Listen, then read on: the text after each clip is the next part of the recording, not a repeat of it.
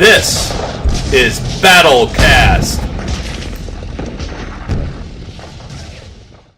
Hello and welcome to Battlecast, the show where we talk about the greatest battles in history and drink beer. I'm Luke and I'm joined by my good friend Chris. Chris, I got a note from every woman on earth thanking me for isolating you in the basement tonight. Go ahead and say something to the people. Basement, Luke. This is more like a bunker in the hills of North Georgia.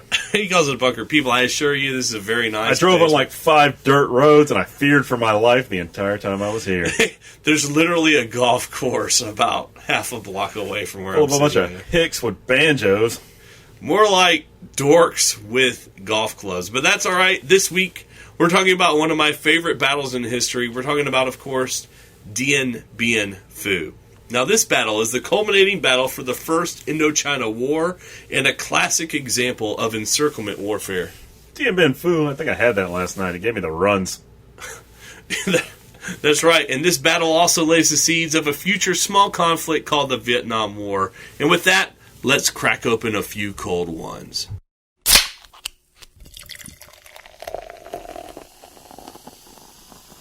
All right, guys. You know, the thing at Battlecast is we don't want to just be any other beer and talking podcast. We're actually going to drink beer from the battles we're reviewing. And I got to say, I told Chris, go and find us some beer from Vietnam. And I thought, he can never do it. There's no way it's going to happen. I drove all over North Georgia looking for beer from Vietnam, and I couldn't find anything. The closest I got was beer from China. I care about what we're doing.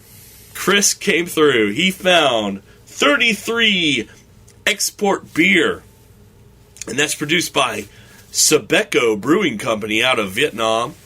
Now, 33 beer is an American lager that pours a clear yellow. It's produced by traditional fermentation methods, and the brewery creates a flavor that satisfies consumers looking for a taste of the Orient. Brewed primarily with rice and a touch of barley, the beers are a wonderful complement to sushi and all Asian dishes. Now, I like that. Brewed primarily with rice.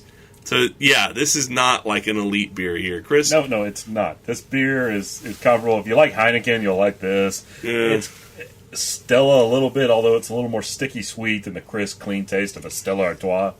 I get the crispness. I do. But overall, it's a serviceable beer. You know what this reminds me of? I'm going to give this beer 2 bullets out of 5. To me, this tastes like a Pabst Blue Ribbon with a little malt edge to it. A little malt. Just a typical beer your granddad would drink after mowing the lawn. Yeah, I'd go 2 out of 5. If you can find it and you're just in the mood to taste a different beer, the shitty beer and other culture drinks, Literally. then you go find it. If not, it was like $12 for a 6-pack at the place I went. It was $2 for like individual beers, $2-3. I wouldn't go and search for it. I mean, it's not bad. It's actually okay. But it's just like, you know, it's the equivalent of Bud Light or Lone Star. I'm getting a little bit of Lone Star of all things out of Texas. If I had to take on one of the former greatest land powers in a battle for my country's independence, I probably wouldn't be fighting for this beer. I would definitely not fight for this beer. And with that, we're going to transition to the next segment. Every day, hundreds of men suffered at Dien Phu. Every day, many died here. The French soon found it impossible to bury their dead, and the sickly, sweet smell of decomposing corpses pervaded the valley. And that's the first time we have not too much bodies. We can take them for a shoot and take in the earth alone, one by one. But at the end, it was difficult and. Sometimes we cannot recognize and take the identification because men who lost their hand and the head and no more the dog stakes. So what can you do? No identification. When you saw the dead people and wounded ones on the ground and on a very wet ground with rain, and it was a horrid view, and perhaps for me as for other people around me, it was something making think of the hell. It was difficult to change the bandage because we have few bandage. It was difficult because we have no bedpan enough. It was difficult because we have no sweet things, just little food, not much. And sometimes we are obliged to we have one ration for not one man, but 9 ration for 10 man. We take part smaller, but that everybody have something. It was sometimes very hard. In the last days of the struggle, there was a big problem of flooding. You know, we had water, the river flooded over, and we had mud up to the belt. You know, so it was very hard to fight in such circumstances. You know.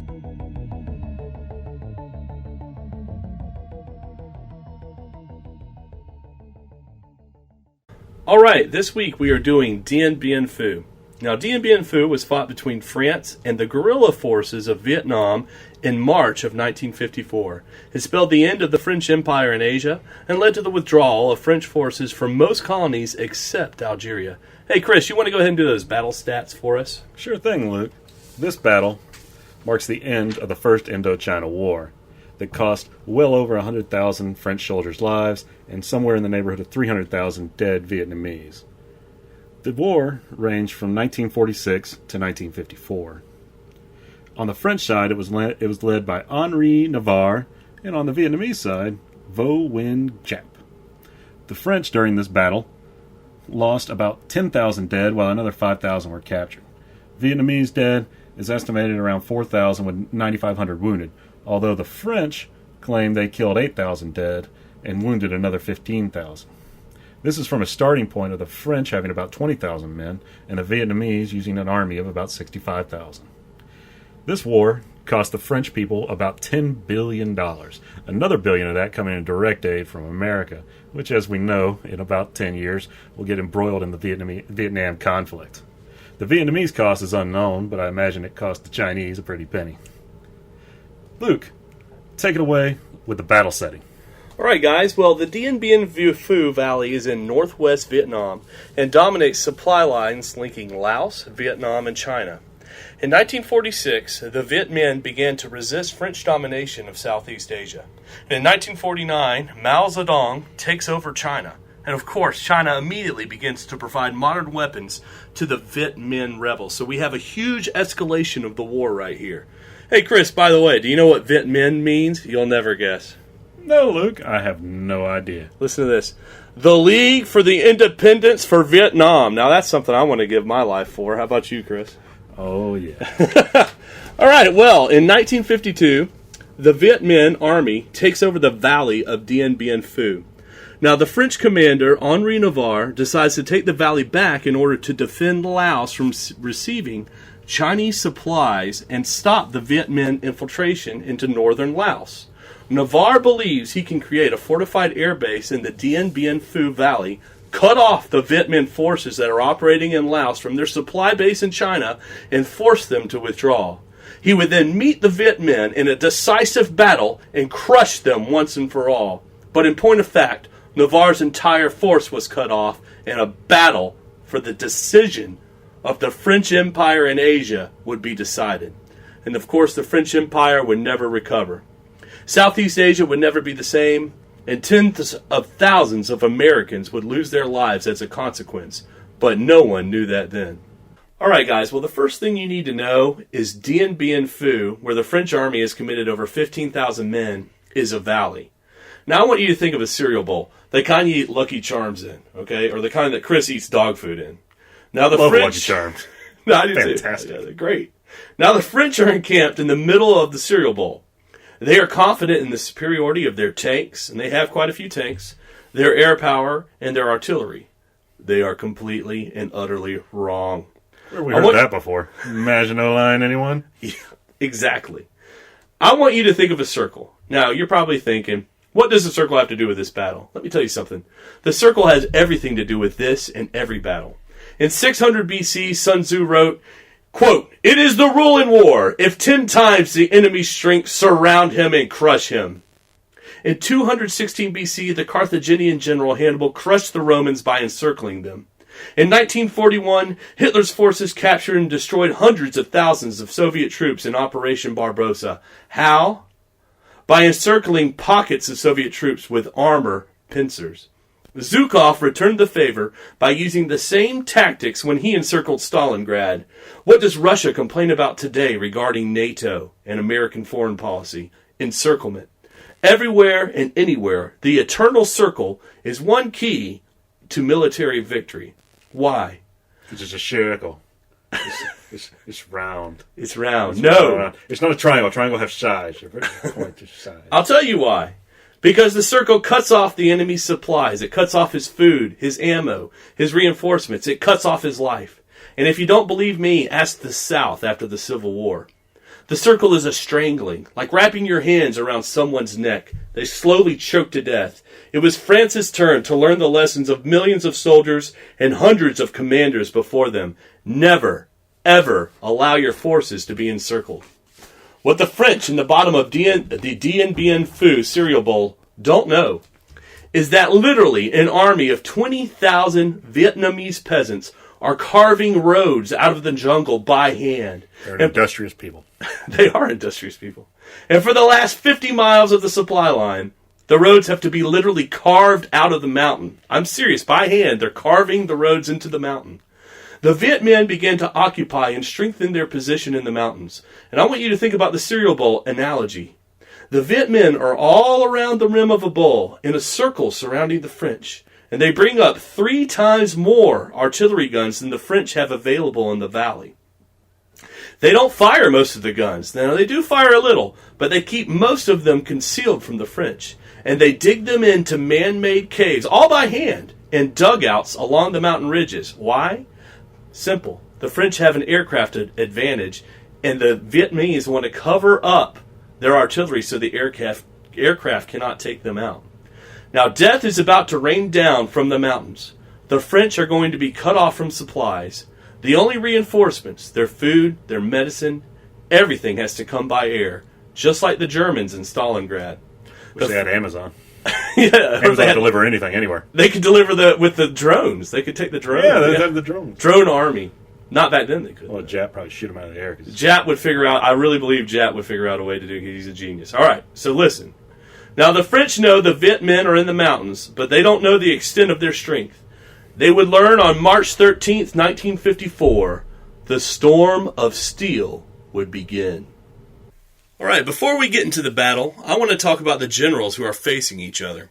Now, on the French side, we have career military officer Henri Navarre. And for the Vietnamese, we have history teacher General Vo Nguyen Giap. That's right, he was a history teacher. I want you to think about your history teacher in high school.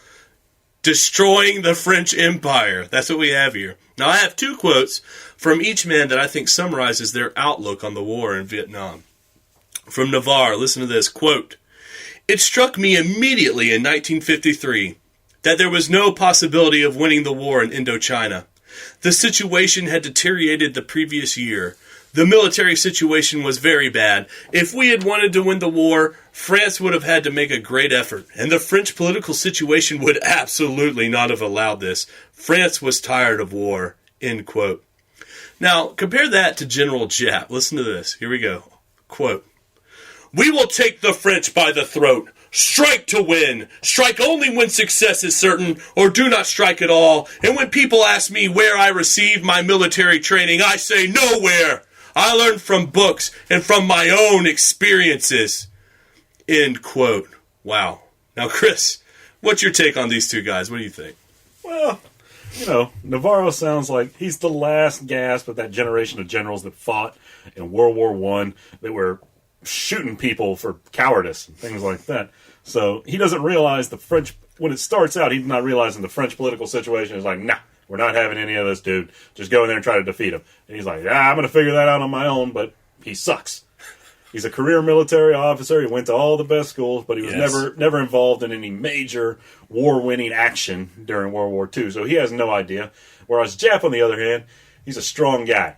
He's the guy you want to run through a wall for. You know, he's giving the fiery halftime speech. He's getting his team hyped up. He's ready to throw everybody and everything into the fire. Mao Zedong's sending him artillery pieces, tanks, guns. Ho Chi Minh's over there like, yeah, Jap, you go. You know, he doesn't want to go home. Doesn't want to go home to the grass hut. Mrs. Jap. That's actually true. He actually lived in a hut at this time. That's not an exaggeration. He wants to get 65,000 Vietnamese digging roads, carrying artillery pieces up mountains in the middle of the jungle, getting malaria and jungle rash and mud butt, and wants to rain down hell on these Frenchmen. And Navarro's thinking like, oh, we got this. We got this, man. And probably his troops at that time were like, no, we don't. We want to go back to France, eat some croissants, ride a bicycle, have a menage a trois, smoke a cigarette, be shitty to American tourists, because we're French. That's just what we do now. We're done. Well, Chris, me and you, we played Little League together. And so I just want to get your take. Which one would you want for a coach? Oh, you want Jap. He's the run through the wall. He's the fiery speech. We're going to go get him. We're going to go take the field. He's beating the Soviets at Lake Placid in the 1980 Olympics. That's what this guy is doing. Navarro, he's the jaded coach of the 2002 Cowboys. They haven't won a Super Bowl in a decade. Quincy Carter is their quarterback. They're just awful. And they're all like, yeah, we're done. Nah, we're done winning. We're taking the next decade off, dude. That's just it. We're done. All right. Well, Chris, that was awesome. I'm going to go ahead and start the battle opening. Is that cool? Yeah, man, let's do it. On January 31st, 1954, the French came under direct artillery fire. Their patrols found Viet Minh in all directions in the mountains surrounding their positions, and the French realized they are surrounded. In response, the French began to set up fortified fire bases on 8 hills surrounding their vital airstrip, the only link the French forces have with the outside world now that they are cut off. Now, this is the opening part of the war. How did they... This is before the Vietnamese invaded the hills, correct? The French have fire bases on all the hills? No, this is the... Yes, they have fire bases on the hills in the middle of the valley. That is correct. So by road, the French are cut off. By road. The only link with the outside world is the airport. And the French are on fortified hills. On fortified hills, and the Vietnamese are up on mountains surrounding the hills? That is correct, valley? With tons of artillery well dug in and hidden. French are fucked. All right, so I want to tell you about the battlefield. Hold up your left hand like you're going to high-five someone, all right? Now, the French have set up 8 strong points on hills in the valley. Now, if you looked at your left hand, strong point Beatrice would be the tip of your thumb. Strong point Gabrielle would be on the tip of your middle finger. Strong point Anne-Marie would be on the tip of your pinky finger. And the main French forces are concentrated in a cluster on your palm that includes the airfield, the command post, and strong points. Listen, there's 4 of them.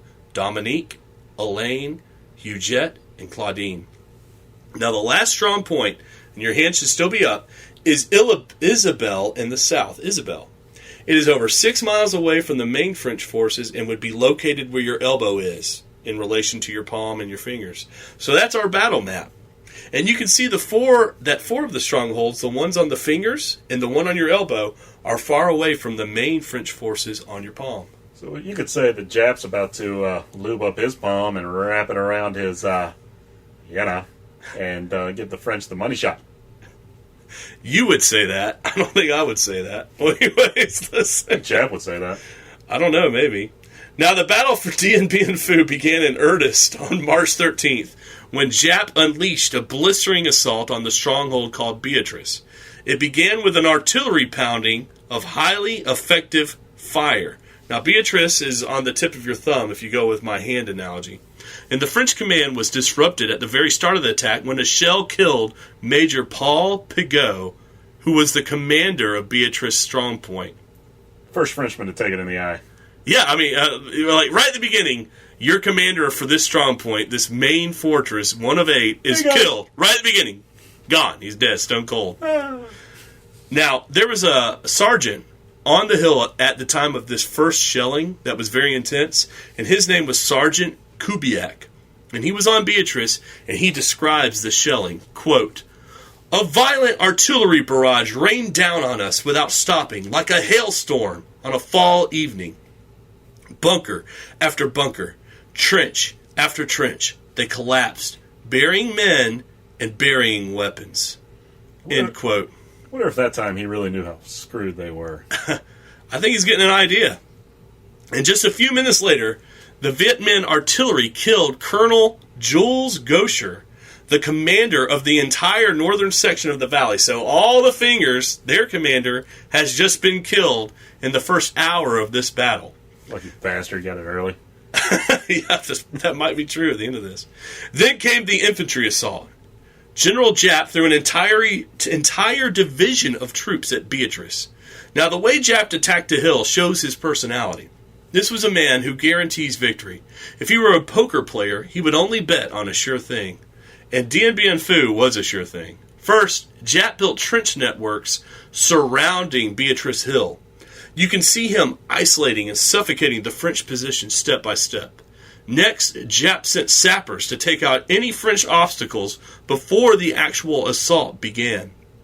And on the morning of the battle, he launched that massive artillery strike I just told you about. And immediately after the strike, right when it ends, Giap sends in a tsunami of soldiers to submerge the French. You got to believe that these guys were the Vietnamese were just getting mowed down by machine gun fire. Even though the French were probably just coming out days from the artillery barrage, they had to have just been getting mowed down from remaining French position. Talking human wave attacks. That's exactly right. And you're right, they suffered extreme losses. At the same time, though, Giap can make those numbers up, whereas the French cannot. Quantity has a quality all of its own. In this battle, for sure. Now, the fight raged until midnight on Beatrice Hill. It's impossible for me to convey the Viet Minh's resolve to win this little segment of the battle. I can't convey it to you, but I wanted to give you just one quote. Consider this Viet Minh squad leader. His name was Phan Dinh Deo. Now, Phan Dinh Deo sacrificed his life to take Beatrice Hill, but in a way that is almost hard for, in my opinion, a Western mind to understand. Listen to this quote from the historian of this battle. Quote, "When a French machine gun firing from the bunker endangered the assault wave through its enfilading fire, Phan Dinh Deo threw his body against the bunker's firing slit. He was torn to shreds by a machine gun burst, but blocked the gun long enough for the assault wave to pass." End quote. That's big ones. What do you think of that, Chris? Could you throw your body against a machine gun There pit? is nothing I really believe in enough to throw myself in front of the machine gun. Well, there's of course, some I've never things. been in the Army, but I don't know. But That's true. Until you're in that position, I'm not sure you really know. But like, sir, I would do that for my family. I would sacrifice myself for my children. oh, your children, yeah. Or like my countrymen's children, and I really loved my country. I could see someone doing that. If it was the last beer ever. But you're not going to get it. If it's the last beer ever, you're going to get torn to shreds. I pop the cap and drink it while it's the last act while giving somebody the finger. All right. Well, listen. All right, so Beatrice is being assaulted by human waves. Waves like if you were God looking down, ants swarming on a hill.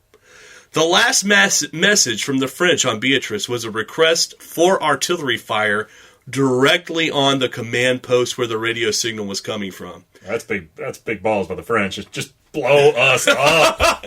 Yeah, that's self-sacrifice. That's a good point. And when the battle for Beatrice was over, only 200 Frenchmen survived the assault. Over 500 were killed. The Viet Minh lost approximately 1,000 troops. The next day, the French launched a counterattack on Beatrice. It failed completely and utterly. One of the French strongholds was taken. There were 7 left. Gee, thanks, Henri. Yeah. Now, I want to talk to you about this artillery I've been telling you about. The artillery of the Viet Minh were dug into hundreds of caves and holes. Right until March 13th, the French thought they had artillery superiority, when in fact they were outnumbered 3-1. And throughout the preparations for the battle, the French artillery commander, Colonel Charles Perroth, had told fellow officers the French were superior in numbers and quality of artillery. Not only were the French outnumbered in terms of guns, 3-1, The Viet Minh were so well dug in, Perot was unable to even direct fire at the Vietnamese positions. That man needed Google. Google didn't exist back then. So what are you going to do? It would have helped him out, though. It would have. You're right. Now, after the bombardment of March 13th and 14th, the initial 2 days of this battle, Perot, the commander of all the French artillery, was so distraught he apologized to his fellow officers, walked into his dugout, and committed suicide with a hand grenade. That's the ultimate taking your ball and going home. Yeah, that really is. Now, this is an important point. It's hard for civilians to understand, but the pressures of war are so great and the consequences for your actions are so severe that it forces a seriousness on life that is hard for me to convey in this podcast. I want you to imagine your decisions leading to the death of not only your men, but your friends. I mean, people you've known for your entire adult life. Like Chris, I've known him since I was a child. You know, And you've only sent me to die 2 to 3 times. That's right. He keeps surviving, damn it. But no, seriously. Happy accident. And not only that, but you see your friends suffer and die because of the decisions you made. I mean, imagine the pressure. Imagine the guilt. And if you're sitting in your car or at your desk listening to this podcast, be thankful it wasn't you sitting in that valley that day. Swamp ass. That's all I'm going to say. Well, Chris, no, what do you think of the first day, though? First day of battle, Beatrice Falls. What do you think? You can't imagine human wave attacks. So, I mean, and this is human wave attacks after a professionally dug-in bombardment. And then just a wave of guys are willing to throw themselves on your machine gun nest up until the point when you're left in the command bunker telling your own guys, drop the artillery on us. I don't know how many times they probably had to retransmit that message to get their team, the French army, to bomb the crap out of the base. Yep. It's crazy. All right, so we're on day 2 of the battle now, March 14th. Now, the Vietnamese renewed their bombardment on the French positions. And on March 14th, the second day of the battle, the airstrip, the vital link to the outside world for these 20,000 Frenchmen and other ethnic minorities in the valley, is cut off. All right? Completely cut off. The only way they could be resupplied now was by parachute. In contrast, the Vietnamese still received supplies on a regular basis by road, and this is an incredible feat in and of itself. It was this 500-mile resupply road that let the Vietnamese win the battle without a doubt. As historian Bernard Fall writes in his history of Dien Bien Phu, hell in a very small place, and I quote, "The Battle of Dien Bien Phu was won along the communications lines leading from the Chinese border at Mu Nam Quan to the Red River, and thence via Road 41 to Dien Bien Phu. Now the total length of that trek from the border, with all its detours, substitutions for blown bridges, and bypasses, was over 500 miles. It is difficult for the Western observer to imagine what it means to keep open 500 miles of dense jungle road in the face of the constant threat of aerial bombardment and strafing. It would have been extremely difficult had there been available modern road-building machinery and adequate protection against air attacks, as had been the case when American engineers built the Burma Road during World War II. The road to Dien Bien Phu required nearly 20,000 coolies and tribesmen impressed from the nearby villages, who slaved for 3 months to build the road and to widen its turns to accommodate the artillery pieces and the 800 Russian-built Molotova 2-ton trucks, which were to become the backbone of the conventional supply system." End quote. That's a mouthful. That's a Especially long quote. They impressed the surrounding villagers. Literally true. Yeah, literally true, but yeah, it's kind of prettying up the, hey, what are you doing, growing rice? Yeah, we need you to dig a road over here, buddy. In a mountain. Now, in the mud, in a jungle. Now, How much am I getting paid? No. Red book, shovel, let's go. Now, compare that resolve to the French resolve. I mean, you heard Navarre's quote earlier. Well, yeah, there's no contest. There's no contest. They're coming off World War II. They just got their teeth kicked in by the Germans for the second time, and they're done. Well, those people don't want to be there. It's like the end of the Vietnam War. It's the end of the war in Iraq for America. Those people, our soldiers, don't want to be there. They're ready to just be done because the Frenchmen don't want to conquer. They're done. They want to go home to France. You know what? A lot of the French citizens don't, but the French soldiers in this battle showed enormous virtue and enormous strength of will to fight. Oh, yeah. I mean, especially we make fun of the French. I mean, they're superior soldiers. They had one of the best land armies in the world for well over 150 years. I mean, they're spectacular. And I want to troops. go on record as saying the French Foreign Legion in their history, are an amazing group of soldiers. Now, during this, was the Foreign Legion involved in this battle? Oh, the Foreign Legion is heavily involved in this battle. They were the elite troops of this battle, along with the paratroopers. Now, the French Foreign Legion, as far as I know, that's anybody could get in, right? Anyone, and all your past crimes, everything's forgiven as long unless as, if you're a murderer, you cannot be accepted. Okay. And even that sometimes. So I remember reading a quote somewhere. How many Germans were in these legions? At this time, the French Foreign Legion was heavily Germanized. It was very, very Germanized. So much so that many of the French Foreign Legion songs that are sung still today are actually German songs that have been translated into French. We're going to hear one at the end of this podcast. So you got a lot of ex-Wehrmacht officers slugging it out in Vietnam. Unfortunately, we have a lot of SS, Waffen-SS troops But slugging it out in Vietnam. Yeah, Literally true. All right, now I want to bring us back to March 14th. Now, this is the battle for Strong Point Gabrielle. That's also on the fingers. This battle began with the usual Viet Minh artillery bombardment.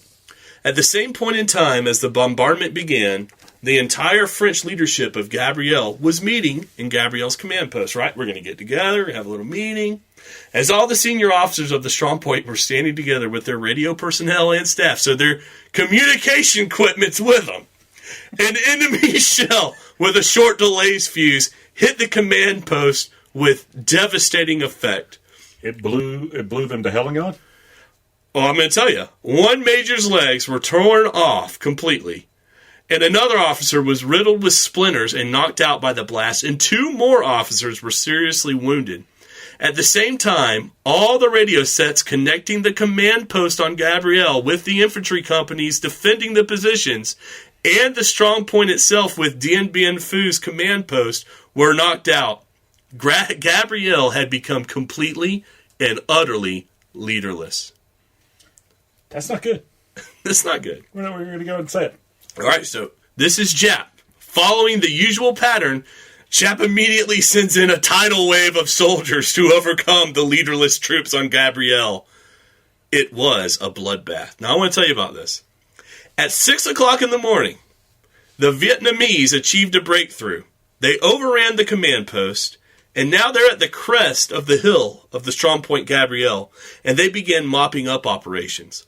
By 7:30 in the morning, the Viet Minh were all over the Strong Point, and the French soldiers, mostly Algerians, began to abandon their positions to the point of leaving exposed men fighting in the forward trenches. So the people in the back they're leaving you. They're leaving you to fight alone in the front so they can get away. There's the one dude standing there with a rifle just banging away. He doesn't have very good hearing. And he starts looking at, where'd everybody go? It's a nightmare. I mean, it's a nightmare. And most of the men who were left behind by the Algerians were killed. Now, I want to tell you about, we were talking about the Legionnaires earlier. I want to tell you about this one loyal band of Legionnaires who bathed themselves in glory at Hill Gabrielle. Historian Bernard Falls recounts their story. Quote, at a point near the top of Gabrielle, the foreign legionnaires of the Heavy Mortar Company, whose pieces had been knocked out, were fighting as infantrymen. The surviving mortar officer, Lieutenant Clerget, and his remaining 15 men began to fall back in the direction of 2nd Company with most of their radio sets and equipment. 2 legionnaires, Pusch and Zimmerman, opened the way with hand grenades. Clerget attempted to contact Dien Bien Phu for more fire support, but found out that his batteries had run low and crawled back on his stomach into his old position with 2 other legionnaires to pick up spares under the feet of the first enemy assault wave. So the assault wave is going around them, and they are crawling within it to get more weapons. With the northern sector of the 3rd Company now a complete shambles, the handful of legionnaires found themselves in an impossible position. Yet the seemingly indefatigable Pusch and Zimmerman had picked up automatic rifles in an abandoned position and were laying down a withering defensive fire on the communist assault waves. Within a short time, they had beaten back 2 assaults, and the barbed wire ahead of them was covered with enemy bodies. Still, the enemy came on. And just as they were about to be submerged, both men and an Algerian sergeant threw 8 hand grenades in quick succession and hacked their way in the direction of Dien Bien Phu's command post. For the rest of the small band, the end had come. At 7:45, an artillery shell knocked out Clerget's last serviceable radio set. At the instant, he and his men could see the tanks and paratroopers of their rescue force coming to save them, emerging from the smoke and monsoon rain. As they began to withdraw, they were engulfed by a volley of hand grenades, followed by hordes of enemy infantry. End quote. Chris? That's some serious Heartbreak Ridge, Clint Eastwood, Ayatollah of rock and roll as shit right there. Hey, I didn't want to laugh. I think those men bathed themselves in glory. There's no other obviously. way. I mean, fighting to the last. Fighting to the last man is just. They're by definition they're not even French, and they're doing this. For Yeah, that's just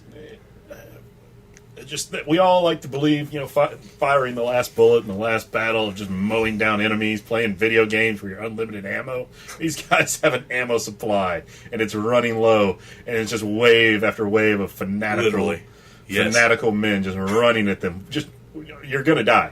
You're gonna die, and you know it. And you don't lay down, curl into a ball, and just say, "Yeah, nope." These guys continue to fire, do everything, fighting, clawing. We all like to believe that's going to be us, but these guys actually. It was these guys. Yes, they clawed. They stacked up bodies. All right. Well, listen.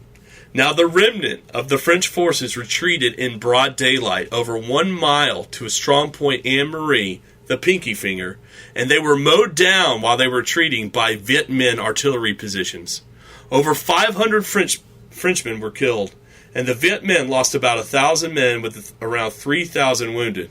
On March 17th, the French troops on strong point Anne Marie were severely demoralized. Now, this is the stronghold on our pinky finger, if you follow the hand analogy I told you about earlier. Now, the troops were ethnic Thais. This is a minority of the Vietnamese population. And for weeks, Giap had inundated them with propaganda. And then came the ultimate propaganda. The Thai troops had watched in horror as Giap's forces massacred French soldiers on hills Beatrice and Gabrielle. On the night of March 17th, almost every Thai soldier on Anne Marie defected. The few remaining French officers were forced to retreat. Anne Marie and all the finger positions in our hand analogy had fallen to the Viet Minh. Now there were only 5 strong points left. See, I think at this point, just like a lot of wars, the French could just declare victory and leave. Well, I want you to get a feel for what this is like on the ground. We've talked a lot from the God's position or the airplane's position in the sky. I want you to get a feel for what this is like sitting on the ground. And to do that, I'm going to give you a quote from eyewitness and journalist Jean Perrault, a Holocaust survivor, literally Holocaust survivor, who smuggled out a first-hand account of the field of battle after the loss of Anne Marie. His description is, the only way to put it is horrific. Quote, airdrop March 16th. Viet Minh bombardment of the drop zone. Cavalcade of soldiers under fire. Our artillery smashed up by Viet Minh. Attempt at embarkation of wounded under fire. Viet Minh artillery destroys them. Tragic. Tragic. There are many wounded. Gloomy atmosphere reminds me of German concentration camps. Catastrophic. Catastrophic. Atmosphere of anxiety. It's terror. Screams. It's crying. The rush of the wounded to the airplane door. Smashing. Haven't seen anything like it since the concentration camps. End quote. Chris, what can you say? That dude knows horror. Twice. He knows horror, and he's already like, this is bad. This is concentration camp level bad. Wow. Yeah. All right, so the Viet Minh immediately set up artillery positions on the 3 captured hills on the fingers of our positions we've been talking about. And they began to use those positions to shell the remaining French positions with horribly and terribly accurate artillery fire. The airstrip, of course, is still shut down completely and utterly, and the French cannot escape by air anymore, including the wounded. And they can't escape through the mountains either. There's only one way to go, and that's down. The French began to dig trenches. I mean, they're you're getting fired on from your old bases. You can't get a plane out. You can't get a plane in. And now you're just like, guess I'm going to dig a hole.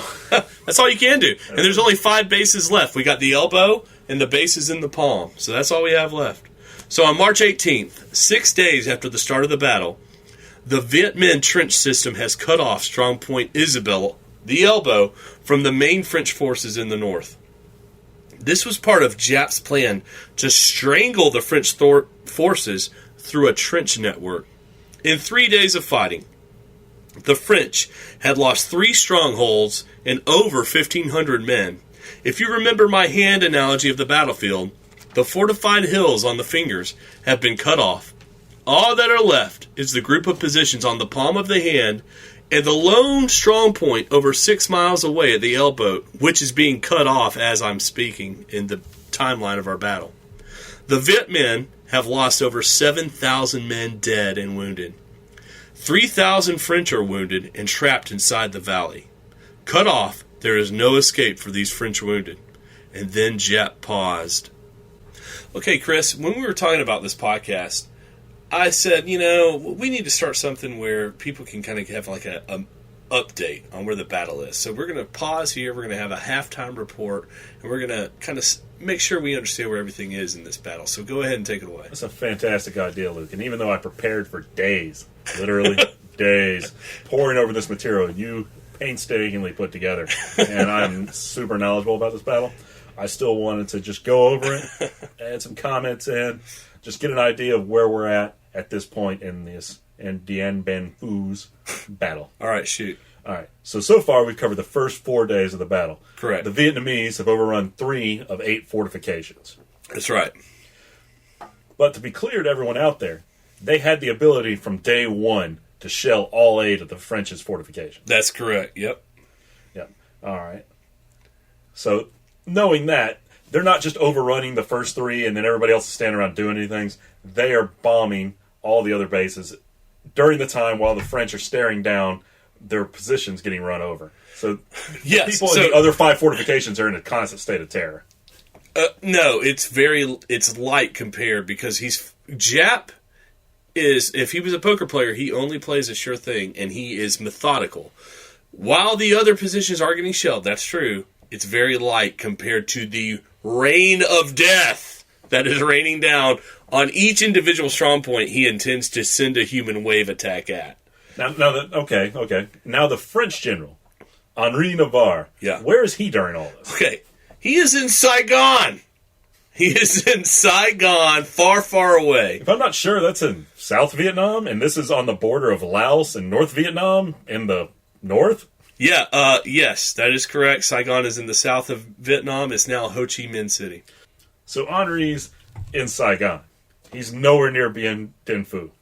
That is correct. He is in Saigon. He is nowhere physically near Dien Bien Phu. So when those gentlemen in the second base that got ran over and their radio equipment died, he had no idea that they're getting run over and dying. No, he had constant updates from the commander on the ground, who was De Castre. Now, there is an officer in charge of the overall position there, but he is not making the decisions. He makes some decisions, but the overall grand strategy is by Henri Navarre in Saigon. Yeah, some grand strategy. Hey, guys, let's sit in this valley and die. But we're 3 days in. We're up to about March 17th, March 18th, 4 days in, when this battle started. This battle doesn't end until early mid-May. That's correct, yeah. So the French, for their part, have 40 more days left of what was described by a Holocaust survivor as Holocaust-level terror, stench, and just utter catastrophe awaiting them. That is correct, yep. They're watching their local forces defect to the other side because they're seeing overwhelming force. Yes. As we said before, if I'm the French commander on the ground, I'm putting everybody on a plane, declaring victory, and leaving. Well, they can't get a plane to land. That's the problem. The airfield's been cut off. Well, I think at the halftime we're getting a good look at where this is going to continue to go. All right, so great halftime report, Chris. Thank you so much for that. And now we're going to start with the battle continues. All right, as I said before, the Viet Minh has sustained terrible casualties, and on March 18th, General Giap is forced to change his tactics. Over the course of 2 weeks, Giap's men carve over 50 miles of trenches around the French strongpoints. So they're in the valley now, and they're carving trench after trench, miles. And the French were so unprepared for trench warfare, they asked for manuals to be parachuted in to help them build trench networks. Yeah, that's what I want from my boss. Can you send me a manual as we're getting Well, shelled? I think a full picture of what the French situation and their generalship is beginning to take shape here. That's true. Now remember, this is Giap. He doesn't do anything without thinking it through. Accordingly, he cuts off the southernmost French stronghold, Isabelle, the Elbow. Isabelle is over 6 miles from the main French forces, and their 1,900 men are subject to constant artillery bombardment and infantry assaults. They are completely isolated from the main forces in the middle of the valley, and these men hold out, cut off, against terrible odds for the remainder of the battle.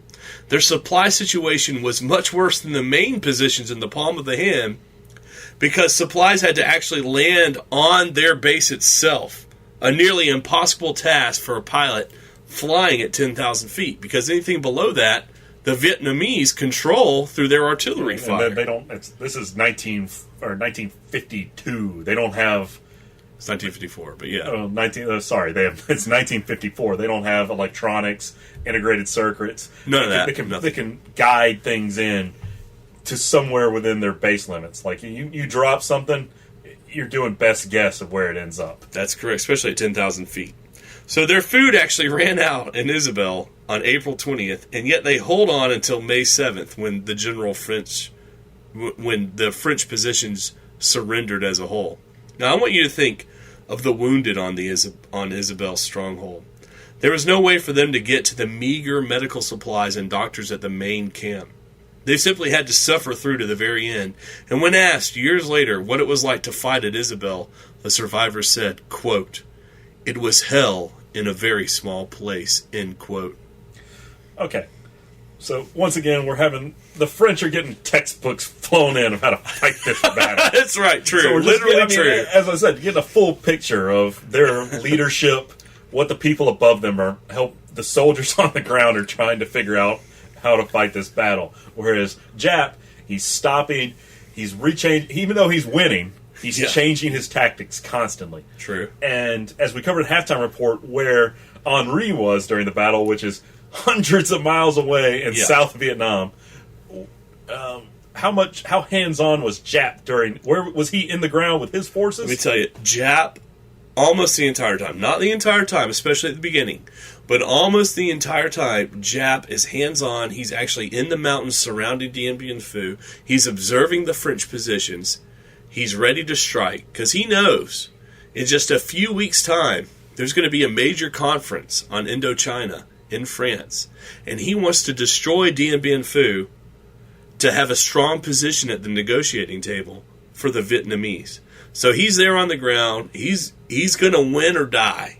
He's there most of the time. And I think that's the juxtaposition between Henri has no support really from the French government. Even I think I read the French government barely even knows what he's doing. Oh, that's correct. And the French government is actually in crisis at this time. And according to the concise history of modern France, the French government at this time is actually, because of the war, they're spending so much on the war, they're having a huge deficit problem. And the French government on the mainland in France is going through cycles of the government breaking apart and new governments coming in. Go on. But on the flip side of that, you have Giap, who his only leader he's got to answer to is Ho Chi Minh, basically. Correct. Who's helping direct the war, and they want the French gone. They're fighting for their country, so they're willing to throw it all in.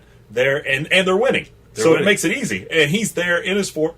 Even though you might have impressed villagers who might not want to be there, other people from their surrounding countries that aren't so down with the communist vibe, they're there they're backing the winner, and he's there constantly, almost every day, in the surrounding hills, directing fire, giving them true leadership. That's right. Whereas, and I want to let you know, Ho Chi Minh believed in Jap. Ho Chi Minh supported Jap. I mean, this is a guy that can go into a village and say, hey, guess what, all you farmers over here? You're road builders now. Get to the mountain. And they have to hop to it. You know what I mean? It's none of this like, we're not sure. We want to do a fiscal report. Well, anyways, now, the superiority of the Viet Minh artillery cannot be overstressed. French planes in the valley were destroyed by artillery fire when they tried to land. Supplies of gasoline and ammunition were destroyed by effective artillery fire. Counter-battery fire killed whole crews of French field guns. And since there were no train replacements and none could be flown in, these very valuable guns remained silent during the critical stages of the Battle of Dien Bien Phu. Parachutes would fall to into open trenches and smash into the trenches like bombs, burying and smashing soldiers in swarms of mud and dirt. Other supplies drifted into enemy territory. And when supplies did land where they were supposed to, they were in packages that weighed over 1 ton. It was nearly impossible for the French soldiers to retrieve them under the heavy shelling from the mountains of the surrounding mountains. Well, I mean, I've bought school boats before. They're very heavy. So when you're dropping crates of artillery use manuals Yeah. to the guy that's used to mucking out latrines, you know, I mean, Yeah. they're going to be heavy. They're heavy. In the return policy, you buy those books, $200. You return them, $30. Yeah, you're right. Now, meanwhile, Jap's noose around Dien Bien Phu was tightening. Men would go out on patrol and just simply never return. Entire sticks of 12 men would parachute into enemy lines, never to be heard from again, dead. The Vietnamese broadcast propaganda, listen to this, in German, Algerian, and Vietnamese to weaken the morale of the half of the French forces who were not ethnically French themselves. Death was an hourly occurrence and it could occur in the most idiosyncratic ways. Consider what happened to one man, Lieutenant Gambier. Gambier was being transported by helicopter out of the valley when the chopper in front of his simply eviscerated, destroyed by Viet Minh gunfire. A shell fragment hit Gambier's chopper, and it crashed, of course. The pilot was pulled to safety, but Gambier, who was in the back, was caught in a hellstorm of fire. Why? Because the helicopter was made from magnesium alloy, a highly combustible material.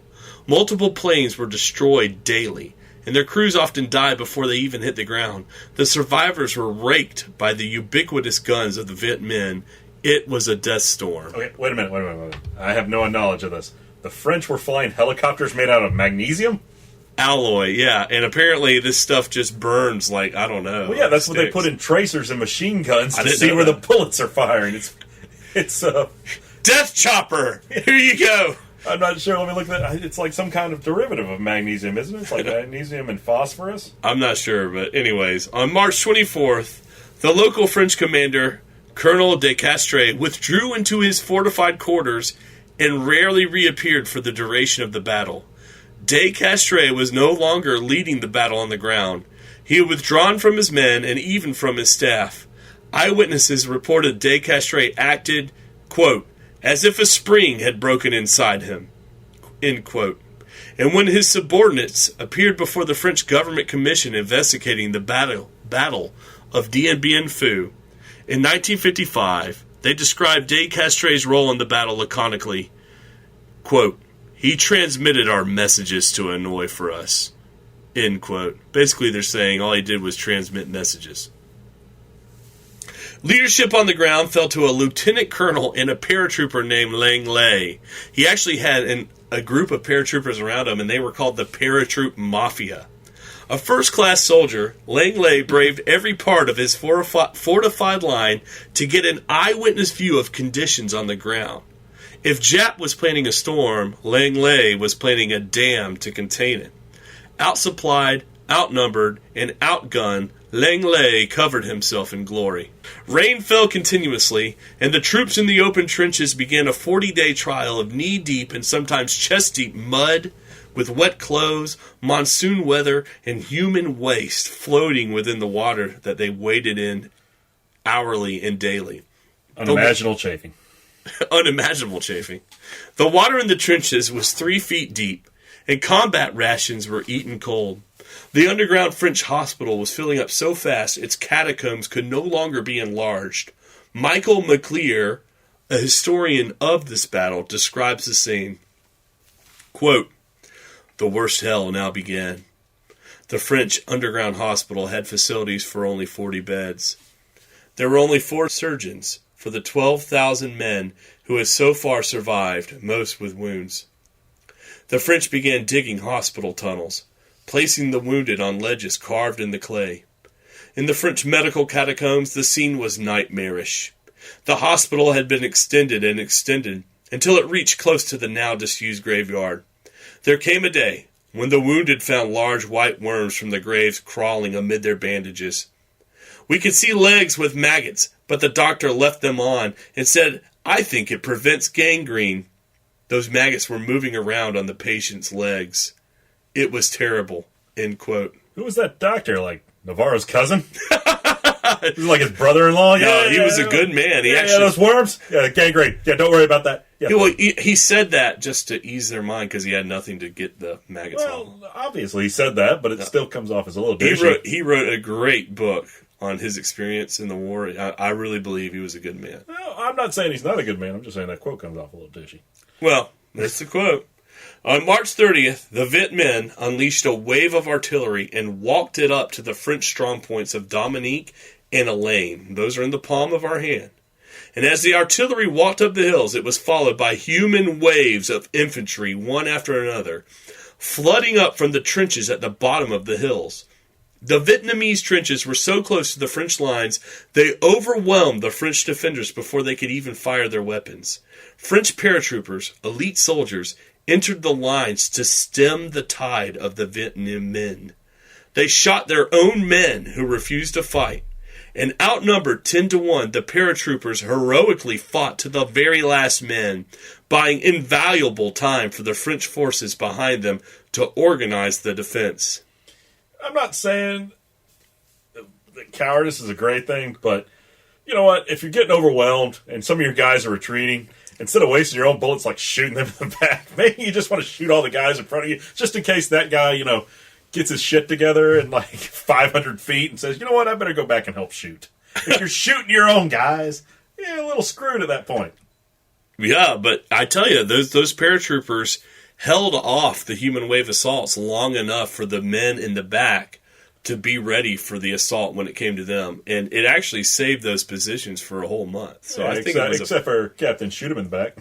I think it was effective. I really did. Fred, why don't you turn around and shoot the enemy? Well, I'm shooting our own guys. Well, that's the thing. If you believe in something enough to sacrifice yourself, it was worth it.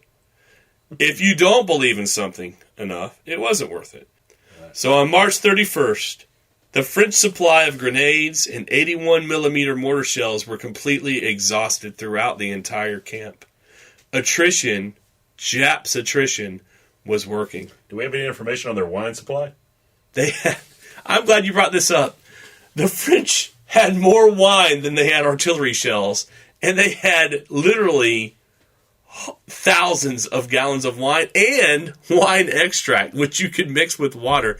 And since we're on this subject, my wife would be in paradise in this place. Tropical zone, all the wine you could drink. It's all true. They had beautiful jungle setting. It was one historian called it a unique French problem to have that much wine and that little. So really, they were just running back to get wine. What was the baguette supply like? I don't know. I don't have those numbers, but I can tell you in Bernard Fall's history of Dien Bien Phu, he cites that the numbers of the wine was way more than most ammunition. Not all, but most ammunition the French had. That's literally true. Yeah. All right, so from March 31st to April 5th, Jap unleashes daily assaults on strong points Elaine, Dominique, and Huguet. Now, these series of small battles are known as the Battle for 5 Hills. These battles typically went in this way. A small group of heavily outnumbered French defenders would be isolated on a hill by Vietnamese trenches. The obligatory massive artillery assault would soften up the position. Immediately afterwards, the Vit men would assault the isolated position with a sea of humanity rising from their trenches. The French soldiers described the humanity that assaulted them as seemingly endless.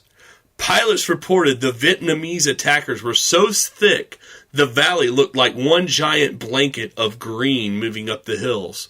Of course, the green is the uniforms the Vietnamese are wearing. Well, they also had like palm fronds and crap. That's all over true. them. Yes, yeah. So they're seeing that like a forest moving. The waves of Vit men would attack the meager defenders, take almost the entire position they were attacking, only to be driven back by a French relief force, invariably involving M24 tanks. These tanks were often hit by direct bazooka fire 3 or 4 times.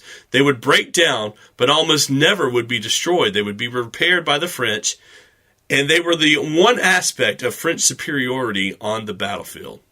Yeah, but it's a jungle battle. Tanks can't possibly. I mean, tanks an open field warfare. It is a jungle battle, but on the ground, the French had prepared positions connecting the different strong points, and so the tanks are effective on the valley floor. They can move. They're not effective in the mountains.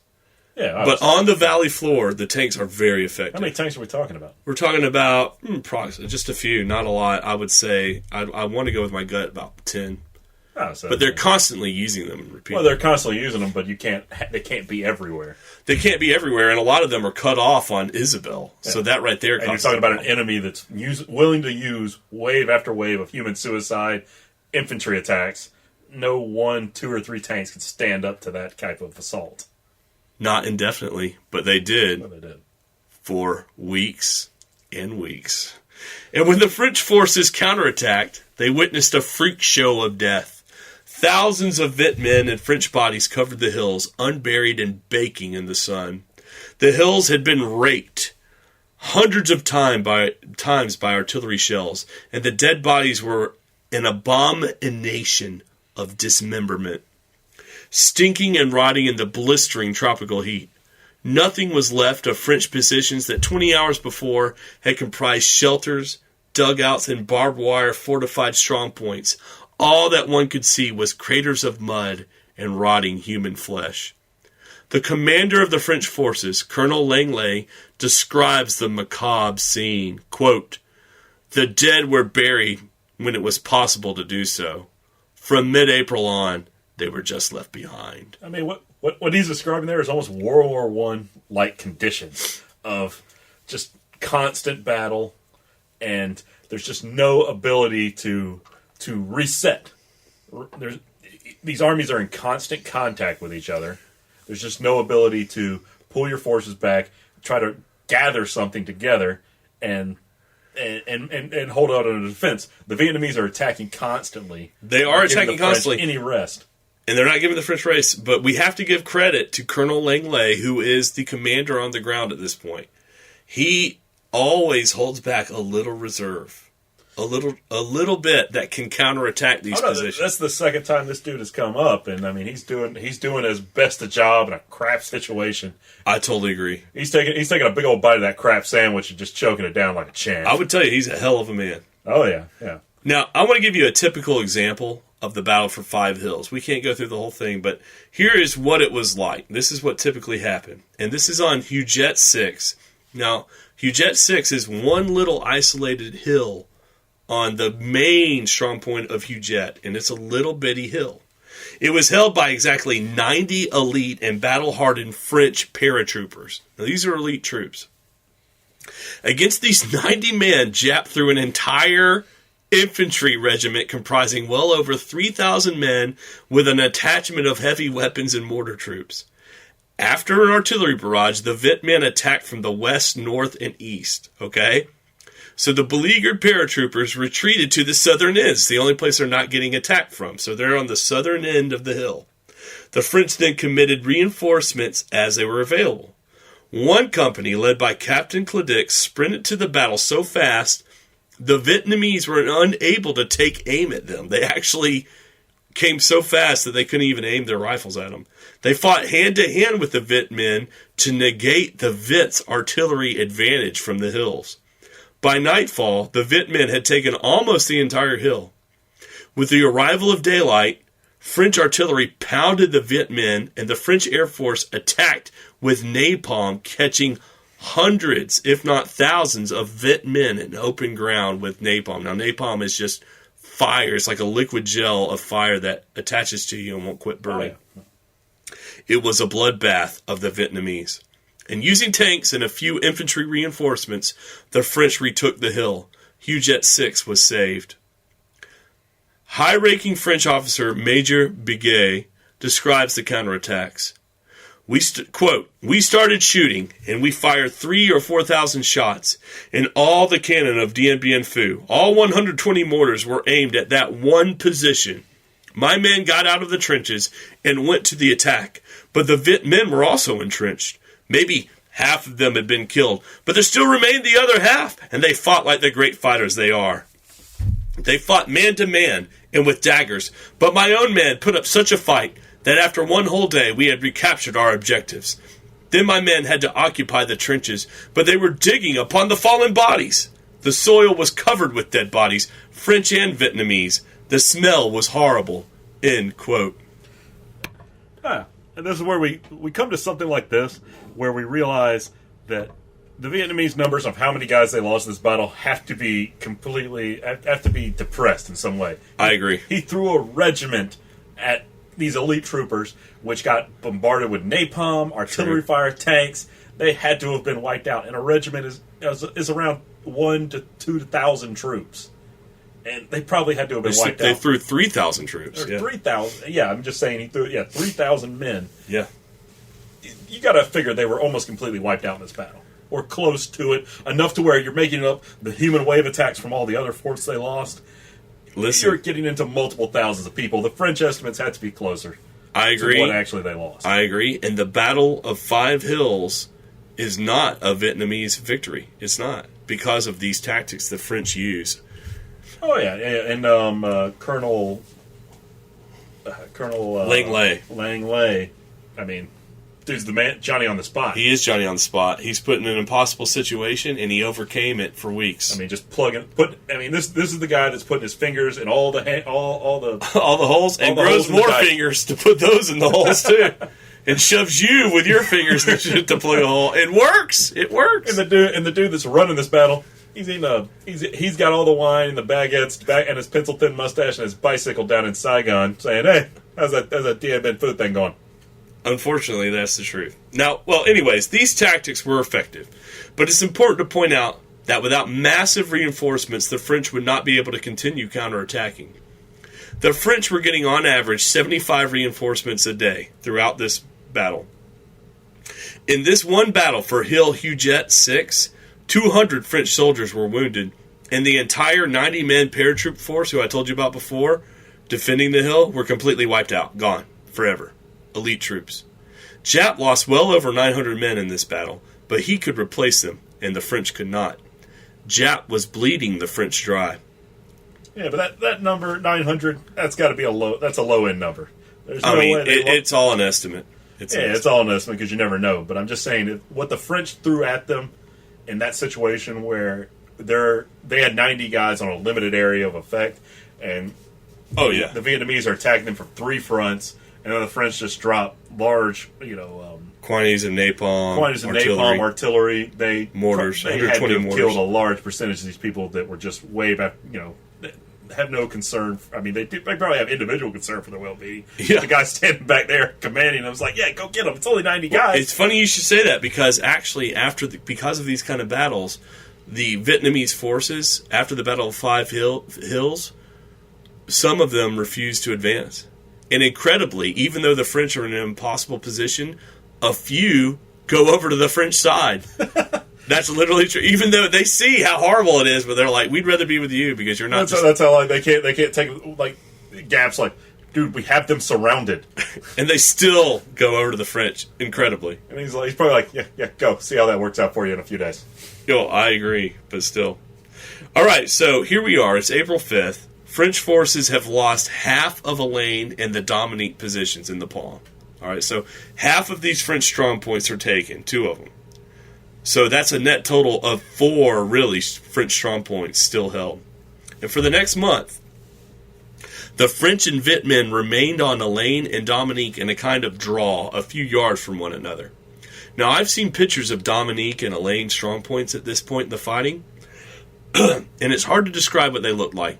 I want you to think of a giant pot-marked anthill with pieces of dead bodies, sometimes buried, sometimes in the open, a hand here, half a face decomposing there. And the French entrenching in uniforms waterlogged and caked in mud and excrement. So I mean, basically, if you're a Frenchman, you at this point in 1954, you have your father was probably in World War One, and That's true. he fought it. Is it the Battle of the Somme? That these are similar conditions between the Germans, where they're just launching massive artillery attacks at each other, and bodies are being churned up, and one artillery very attack similar after to another. trench warfare. So, for a Frenchman who's been told stories about World War One and the battles that were fought, this has to be psychologically just demoralizing to them to realize you're in Demoralizing to me. I'm not even there. I mean, just to think back to all the stories your dad, your grandfather probably told you about fighting in these battles, and you're like, I'm in this kind of meat grinder, just hell on earth, no escape. We all gonna die battle. Yeah. Now, on the battlefield, the steam rising from the water pools baked in the broiling sun, and I want you to imagine men fighting like tigers in these horrible conditions. And in mid-April, hundreds of French legionnaires and paratroopers sang a song as they attacked the Viet men, and they embraced death with the song. All right, so finding out even further, these dudes are not afraid. They are not afraid. They're like, we're in this with old Saigon, Frenchy Saigon over there. But No, you got to think. But they got Lang Lee over here. We got Lang Lee. Langley. We're going in, baby. We're doing this with a song in our heart. The Legionnaires' ethic. Their country is the Legion. It's not France. Now, on April 5th, General Navarre radios Colonel Langley and asks him if he can maintain the perimeter of his strong points. Langley laconically replies, quote, "Mon Colonel, as long as I've got one man left alive, I'm not going to let go of any strong point," end quote. During the Battle of Five Hills, the French lost well over 2,100 men in less than 1 week. And even though the fate of the men on Dien Bien Phu was sealed, over 3,000 French soldiers volunteered to parachute into Dien Bien Phu. They were men like Lieutenant Bassett of the 2nd Foreign Legion, who said, quote, "I am beginning not to care. I fight the war like a game. I like combat. I like the risk. I like the same way others enjoy bowling or fishing. I fight for myself. I fight for my legionnaires, for the Legion. Do I fight for France? Yes, I believed when I was younger. But the mentality of most of the French is so rotten that I cannot pretend to fight for them." End quote. So we keep talking about this, and it's got to be demoralizing if you're an actual Frenchman. But it's basically the Legion that is the foreigners, the French Foreign Legion, that's holding this position. I would say without the Legion, the position would have fallen now. But the French paratroopers are elite. They're covering themselves with glory. They're paratroopers, and there's thousands of them there, and there's thousands of legionnaires. I don't want any Frenchmen listening to this send us horrible emails about. I want to honor these brave men. You guys are dissing. That's what I'm concerned about. I'm not going to diss any French. We're getting to the middle half of the 21st century in this battle in 1954, and France is just a war-weary nation. That's all we're trying to convey here. Is just it just seems like a demoralizing position. But the bravery and the heroics and the battle hardiness of these legionnaires, these people that are fighting and serving their time to become a French citizen, are just stiffening the backbone of this position that is seemingly untenable. Without the legionnaires, it would have fallen sooner. Now, like I said, the paratroopers did their part. On April 16th, the main French garrison at Dien Bien Phu, excluding the isolated Isabelle, had 2,600 combat-ready men. They were in charge of guarding a 6.5-mile perimeter. They were also charged with guarding more than 3,000 prisoners. 5% of the French army was committed to Dien Bien Phu. In contrast, Jap had over 35,000 combat-ready men under arms and a further 25,000 in reserve. This was well over half the forces available to the Viet Minh. There was a problem with Japs' 35,000 men, though. They were beginning to refuse orders because of their innumerable casualties. By April 5th, the Vietnamese had sustained well over 15,000 casualties. Accordingly, Jap changed tactics. I'll let Jap speak for himself. Quote, "Our offensive on the eastern hills of the central sector has obtained important successes, but it has failed to reach all the assigned objectives. We have therefore decided to continue to execute the task foreseen for the second phase of our offensive, to advance our attack and encircle lines, to improve our positions and occupy new ones, progressively tightening further our strangholds so as to completely intercept reinforcements and supplies, utilizing trenches which have been driven forward until they touch the enemy lines, the tactic of gnawing away at the enemy piecemeal." End quote. This is precisely what Jap did for the next 2 weeks. Yeah, I'm no math guy, but 2,600 to, what are we calling that?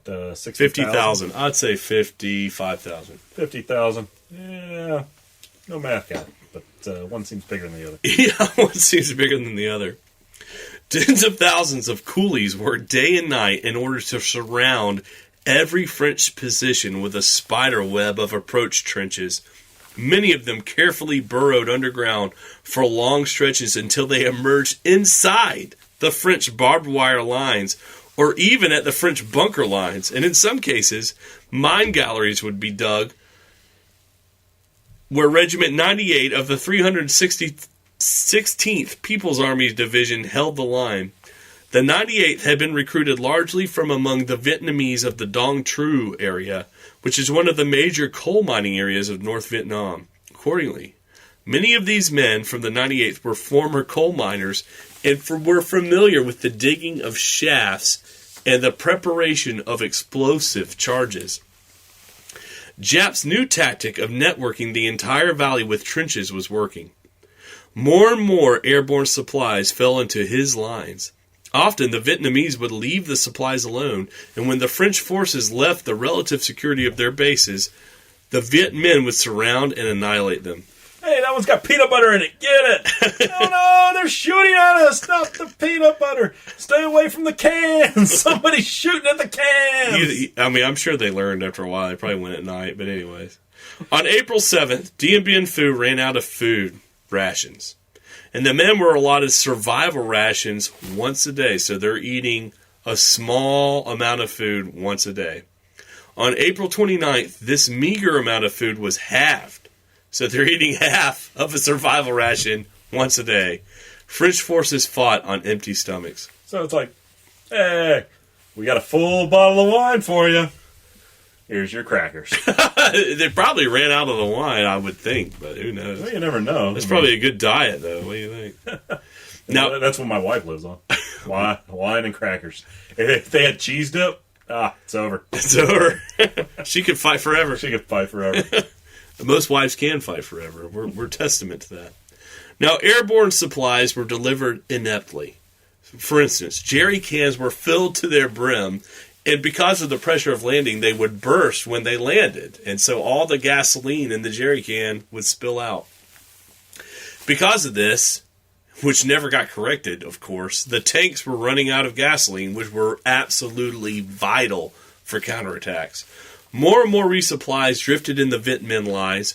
Pure water supplies dwindled. In the heat, French soldiers needed at least half a gallon of liquid a day. They got nowhere near the requisite amount. Scurvy and beriberi were epidemic throughout the garrison. Ammunition dwindled. Reinforcements dwindled. Everything dwindled except Jap's trench network. It expanded. So the French are getting scurvy? That's what, 16th century pirates got. And the French at Dien Bien Phu. It's and scurvy. Your girlfriend in high school. Yeah, that's right. Hey, she didn't have scurvy. She just had, beriberi. Bad dental work. Okay, bad dental work. All right, well, I want to give you an idea of what this looks like, all right, guys? So, here is an eyewitness quote from Major Bigot describing the effects of Jap's strangulation tactics through his trench networks. Here we go. Quote, "I saw my men disappear one after the other. This battalion of 800 men, with whom I had jumped, had become a force of 700 men, and then 600, and then 400, 300, and then I had perhaps 180 troops left, with 80 survivors at the end, end quote. Well, yeah. I mean, you know, they had scurvy. They probably all went over to the other side. They didn't. But, Japs' strangulation tactics were working. On April 23rd, Japs' forces took 2 hills on Hujet that dominated the airstrip, which served as the landing zone for the French parachute supplies. The Viet Minh now controlled over 90% of the airstrip, where the absolutely vital supplies came in. It was the beginning of the end for the French. And by the 24th of April, Jap had replaced almost all of his losses with green troops. Now he was ready for the final assault. Now let's look at the map for the final assault. As of April 25th, the French had lost the 3 strongholds on the fingers we talked about earlier. They had also lost over half of the strongholds Dominique and Elaine. Furthermore, almost the entire stronghold of Hujet was now taken. In the south, there is the isolated stronghold of Isabelle, which cannot provide reinforcements to the main forces in the Palm. From the start of the battle, when the French had 8 strongholds, they now have approximately 3. The final assault would come soon. So, is Henri still in Saigon at this point? He's he's nowhere still there. near the front. Nowhere near. Nowhere checking He on had it. another attack he was more concerned with at this time. So his entire position is being overrun. Well, he did eventually have concern for this, but That's good. he basically wrote it off. And I would point out that the French officers in Saigon and the Northern Theater who aren't there did not provide the reinforcements they should have, and they knew it. They did provide a trickle, approximately 75 infantrymen a day, on average. But it was nowhere near what they needed to provide, and I think they knew that. So what you're saying? I mean, this is the pivotal battle of this war for the French. Yeah. At the time, Henri and some of the other commanders maybe don't have an idea, don't know that this is the pivotal battle. They're going to lose this, and it's how done. can you know? I mean, how can you know? History, you see. We're with looking 2020, back, with but when hindsight, you're there, you don't know. you don't know. You don't know. But all you know is you're getting overrun, and all your guys get wiped out, in what you thought would be your decisive battle. I tell you who would know. If General Jap was leading the French forces, his ass would have known. And he'd have been there on the ground. Would have probably figured out a way to retreat, escape through some line, and then re-dig in somewhere else. They got cut off before they could retreat, but Jap wouldn't have been cut off before he could retreat. No. So there's your answer. Yeah. All right, so here we are. We're on May. We're in the month of May 1st. Now, May 1st was the beginning of the end. Following the usual pattern, Jap again lays down a huge artillery strike on the remaining French positions. To avoid the artillery barrage, French forces retreated to the back of their strongholds. So you're getting nailed in the front. What do? You go to the back of the class, right? The Viet Minh simply filled the gap in the line the French had vacated. So as immediately when the artillery stops, their trench network is so close, they go into the lines the French abandoned. Just like all the smart Asian kids that sit at the front of the bus. Yeah, I guess. So anyway, that's Chris talking. Anyways, the Viet Minh simply filled the gap, and almost all of Stronghold Dominique fell in this way, because they simply filled the gap the French retreated from. To the west, on Strong Point Hujet, Jap launched a vicious assault. On one isolated hill, 29 Frenchmen resisted an entire division of Vietnamese soldiers. French positions were literally swarming with Viet Minh.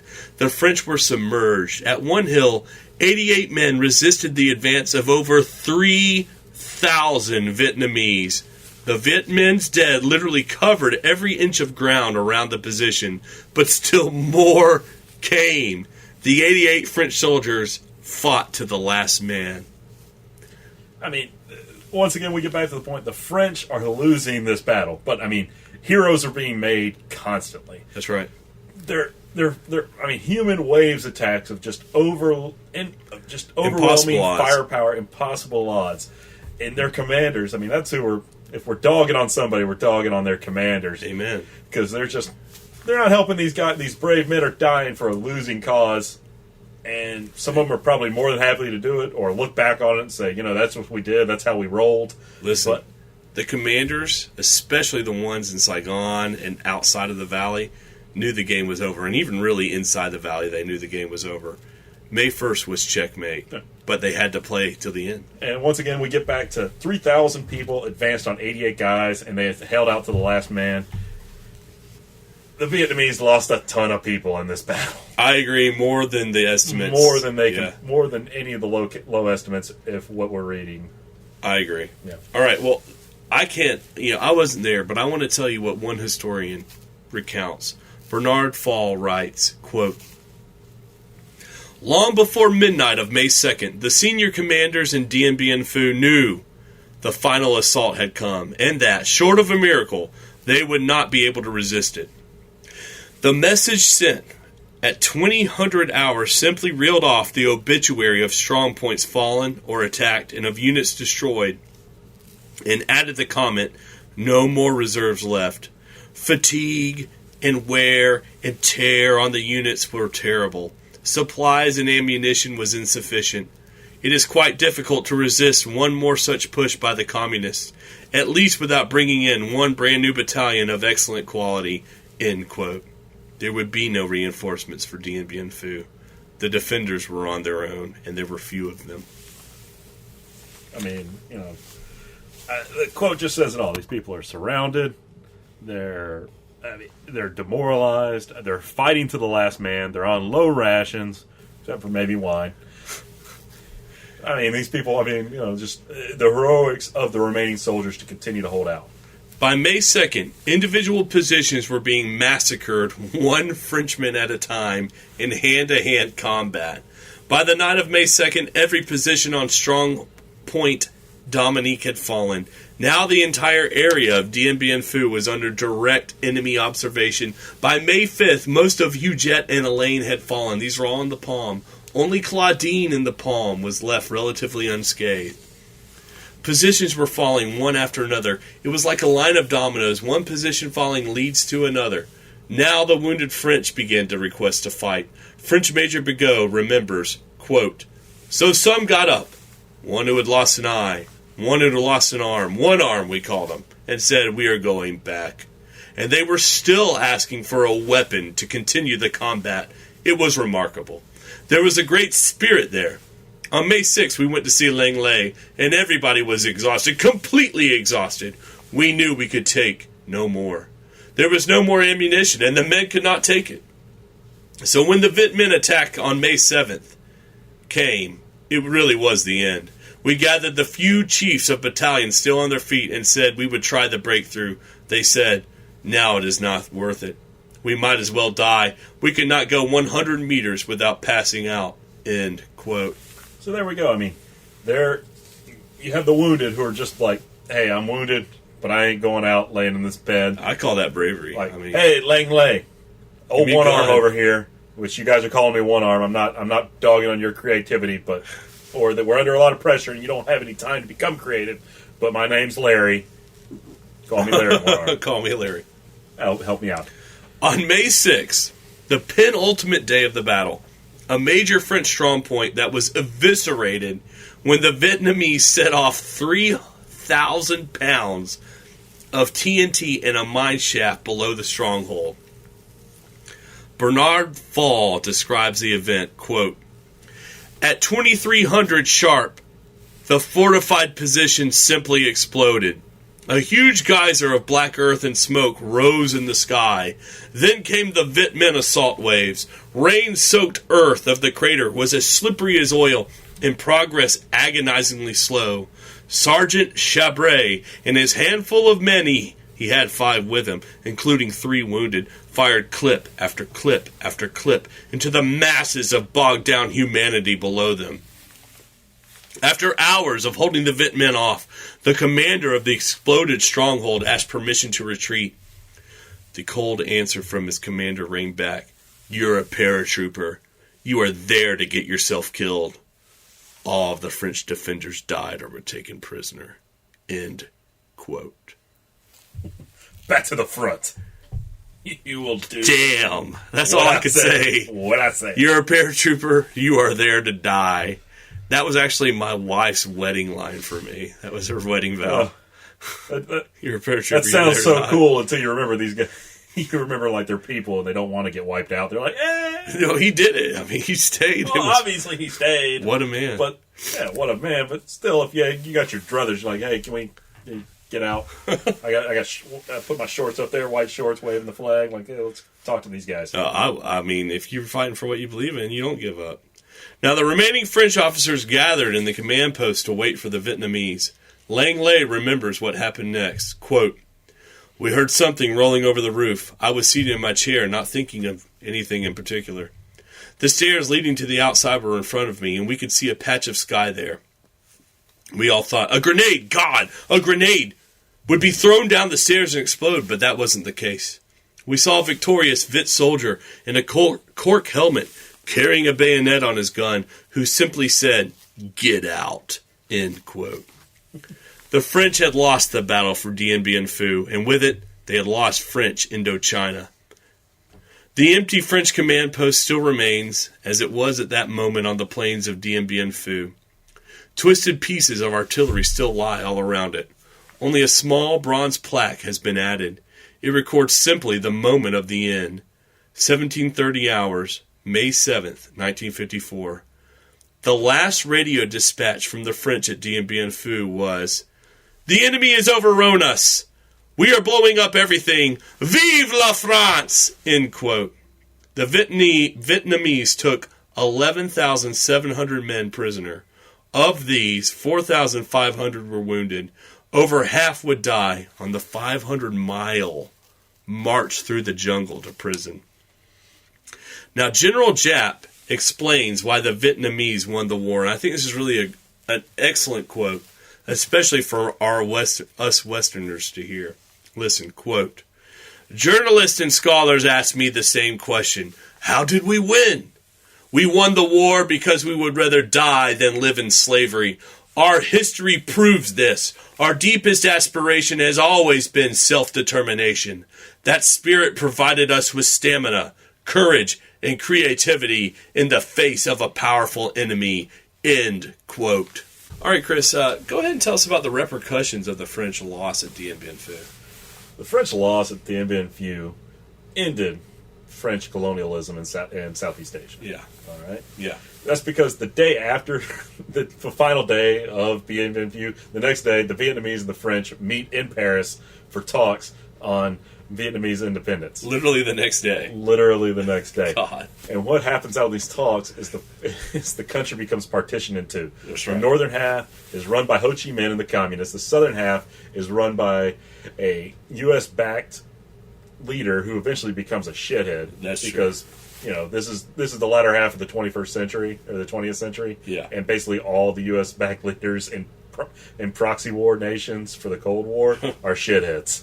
Well, it's not like the communist leaders that are proxies are great guys either. I mean, but look at East Germany at this time. You know what I mean? He hated his own people. Yeah, but for some reason the communists win a lot of these proxy war battles because the people we put in charge are like brutal dictators. Oh, they are. No, in Vietnam, that's true. But Chris is trying to get us into another podcast. We've already gone over an hour. All right. We're going to have to cut this keep off. going. No. More. We want more. All right, we're going to go. I'll give you the outro, and we can do it. More podcasts. No. This is the end. We're going to go to the outro now. Hey guys, I hope you enjoyed the first ever episode of Battlecast, recorded live in the North Georgia bunker. For additional content, please visit our website, battlecast.net, and follow us on Twitter, at BattlecastNet. Also, if you can, leave us a 5-star review on iTunes. So this is Chris, signing off. All right, and to end the show, we have the French Foreign Legion Choir singing March of the Legion. And just so you know, when you hear the laughter in this song, that's the devil laughing. Now, this is Luke for Battlecast. Vive la France! Hallelujah.